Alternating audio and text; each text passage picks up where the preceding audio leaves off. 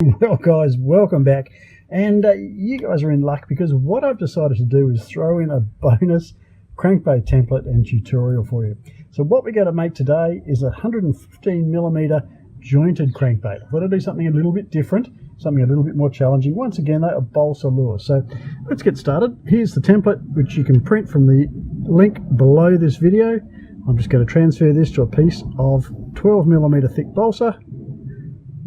I'm using a Sharpie here. Normally I'd use a pencil, but I thought a Sharpie might make it a bit easier for you guys to see the outline on the blank, on the timber. And the template I've just transferred onto a piece of thin plastic that's come from an old milk bottle. I've pulled out of the recycling. What better way to recycle it than to use it for making lures, hey? So we're going to get 3 out of this piece of balsa wood.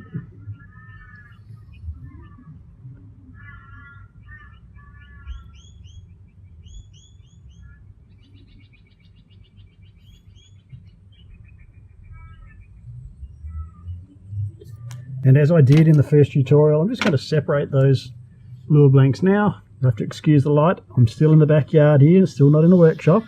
So once again, showing you just how simple it can be with how few tools you need and no fancy workshop. So you hear the noises of the backyard in the background. That's quite a pleasant thing to be doing, I've got to say.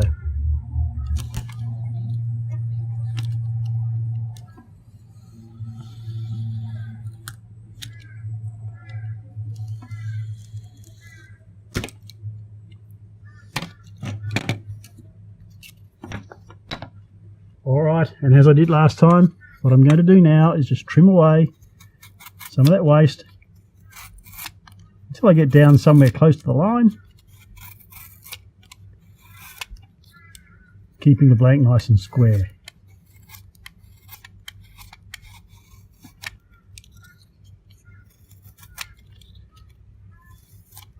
If you're wondering why I'm sweating, it's about 35 degrees centigrade here. Which I think is about 90 in the old scale, and pretty high humidity today. Now before I take too much more off that side, what I'm going to do is go ahead and mark locations of the weights. There are 2 sinkers in this particular lure because it's a larger lure body. There's a little bit more weight.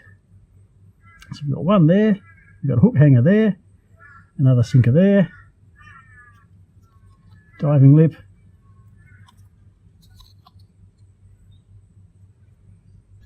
and what I'm going to do is go ahead and drill the weight holes.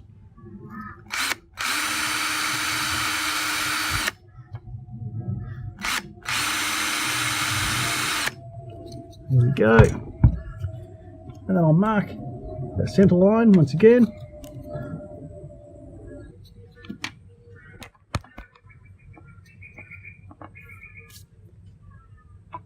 And then again, I'll just go along with the utility knife, make a bit of a cut along that centre line just to get the saw started,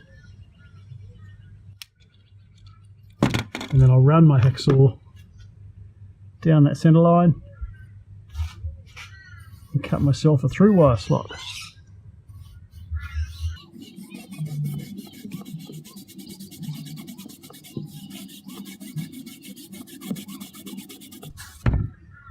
I'm not going to go much deeper than that at this stage. I'm going to trim off the timber at the back first, but before I do that, I'm just going to cut the diving lip slot.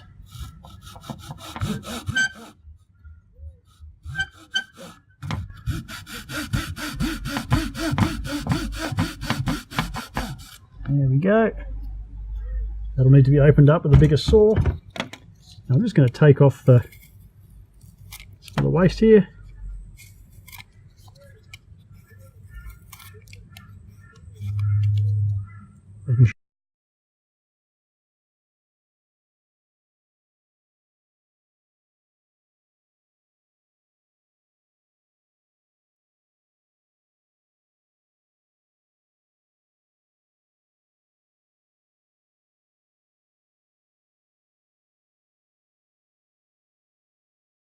Long. I'm just going to slice away the bit of waste at the end there. I'll do that from both sides so it doesn't break out. There we go.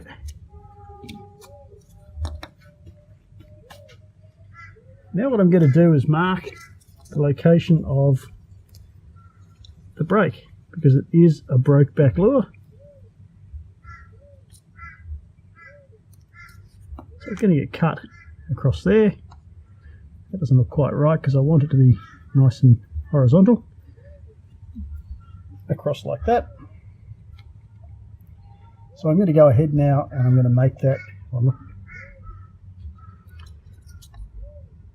I'm going to mark that across.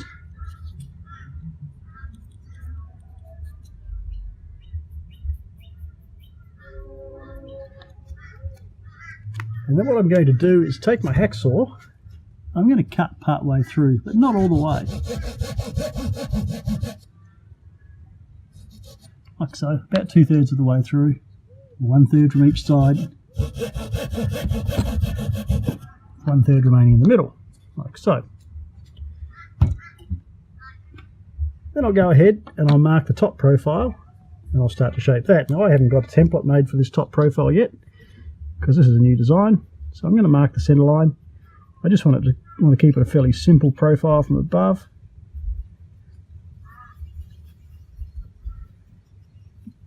So all we'll do is just round off about a quarter of the way back.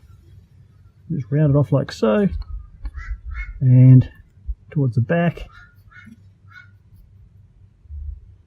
taper it down like so. Now we've got to leave a little bit of meat there because this is going to be, the tail piece is going to be a separate piece. We've got to have enough meat there to support the hardware and the hooks. But that's roughly how I imagine the lure is going to look.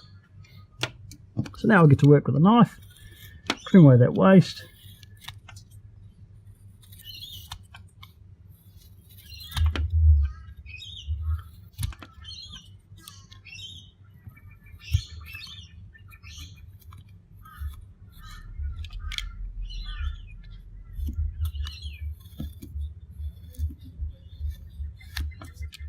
Be careful here because that tail piece is pretty fragile, it can break off fairly easily. So don't put too much pressure on, make light cuts, controlled cuts, keep everything nice and square and cross section.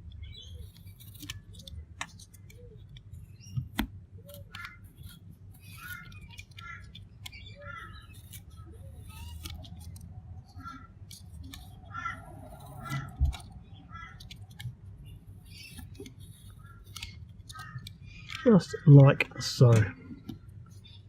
We'll do the front now. You can see why I like the snap-off blade. I can extend it out, I can cut all the way across the lure. You can't do this with a hardwood, obviously. With balsa it's a nice easy timber to carve. So you can extend that blade out and slice off all the way across until you're happy with the way it looks. Make sure it's even on both sides. And that's pretty good. Now we're going to do our shaping of the lure, and as I did before, I'm going to mark a center line here. Now I'm going to make this lure a little bit more buoyant, so I'm going to mark this line not halfway between, but a bit closer to the top. It's going to make it a bit rounder in cross section rather than oval. Now it is a fairly narrow piece of wood, 12mm, so it is going to be still oval shaped. But this will just give it a little bit more buoyancy across the shoulders, which will enhance the action at slower speeds.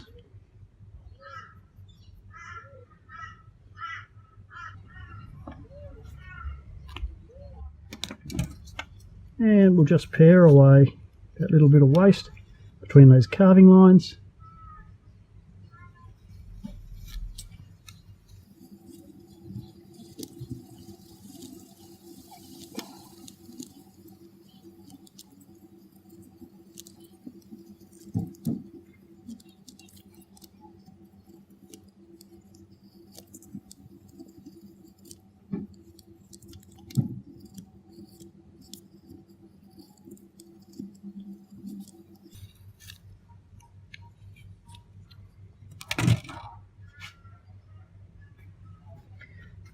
And now we'll round everything up, taking off all the tool marks, just smoothing out the shape a little bit using the knife. Now if you're finding that you're taking off too much timber, you can always switch over to sandpaper at this point and do the final shaping with sandpaper. That's easy enough.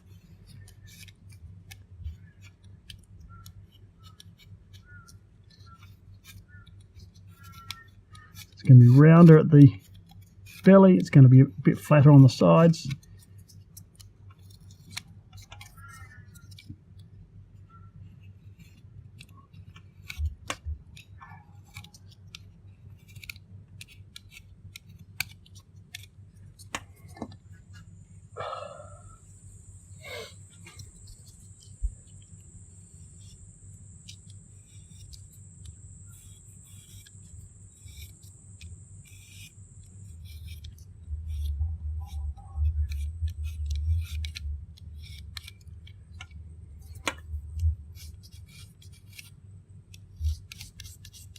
And I'm pretty happy with that now. I'll start shaping that with the sandpaper.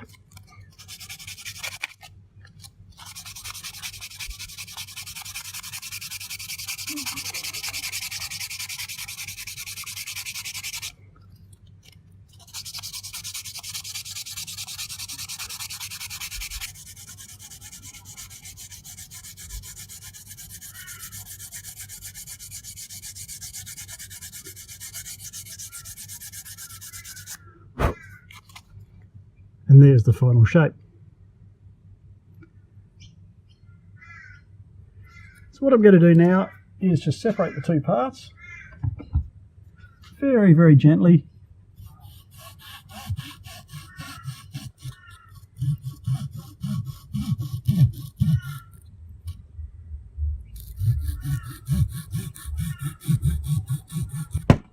Like so.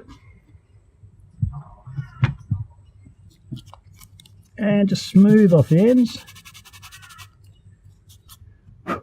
like so. Now what I want to do is minimize the size of that gap in the finished lure.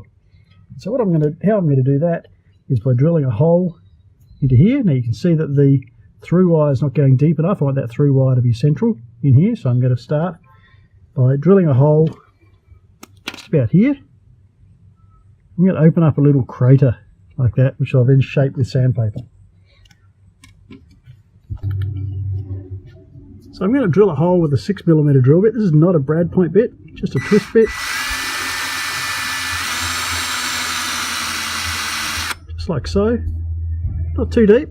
I just want, as you can see, a bit of an indent there that the front half of the through wire is going to be inside of. The other half of the through wire, which is in the tail of the lure, can then kind of go inside that lure a little bit, so I can close the gap up. Now I'm also going to just sand these sides down a little bit, just taper them down, which will allow the lure a little bit more side to side, the tail of the lure, a little bit more side to side movement. Final thing I'm going to do is just deepen that through wire slot, make sure that it goes through that hole that I've drilled, so that our hinge can be centered in the lure body. Likewise on the tail segment, that through wire slot needs to go deep enough, like so.